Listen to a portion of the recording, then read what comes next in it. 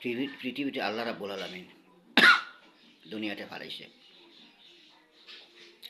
পৃথিবী দেখার জন্য। প্রত্যেকটি মানুষের আল্লাহ রাব্বুল আলামিন তিনজন করে মানুষ দিছে একজন মানুষের মানব দেহের ভিতরে। চোখের মানুষ দুনিয়াটা দেখার জন্য, মুখের মানুষ মানুষের মন জয় করার জন্য, বিবেকের মানুষ যেটা আমরা কাবা শরীফ বলা হয়, এটা কাবা।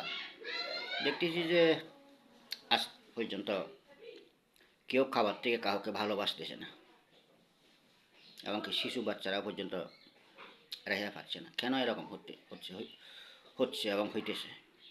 এটা ঠিক না। খলির থেকে ফুল না হইতে অকালে যদি ঝরে যায়, ফুল কীরকম লাগে? যারা করতেছে ওটা যদি বাচ্চা হলে তখন ওদের কীরকম লাগবে?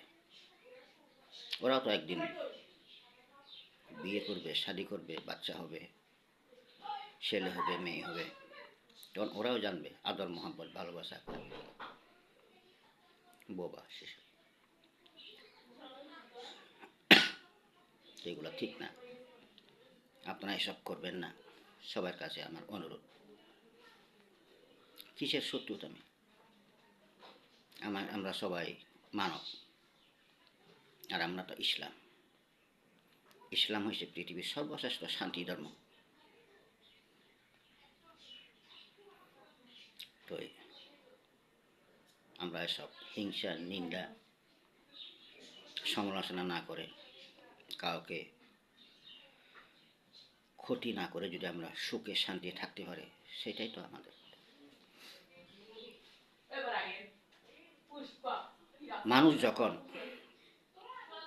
নিজের ছেলে সন্তানকে হারায়, কত খুঁজে মাইক দিয়ে অ্যালার্ট করে, কান্নাকাটি করে।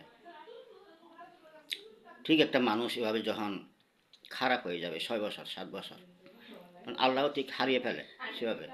আল্লাহ তখন খুব কান্নাকাটি করে। তখন আল্লাহ রাব্বুল আলামিন তখনও কান্নাকাটি করে। যখন 6 বছর 7 বছর 10 বছর 15 বছর পর একটা মানুষ সুপথে ফিরে আসবে, আল্লাহ আরো একবার খুশির কান্না কান্দে। আমরা ইসলাম, আল্লাহ রাব্বুল আলামিনকে মানতে হবে, বিশ্বাস করতে হবে। আমরা 30 কোরআনকে আমাদের মানতে হবে। আমরা কাউকে হিংসা, নিন্দা, সমালোচনা না করে সুখে শান্তিতে থাকি। আমরা এসব কেন করব? কেন করবেন আপনারা? এসব ঠিক না।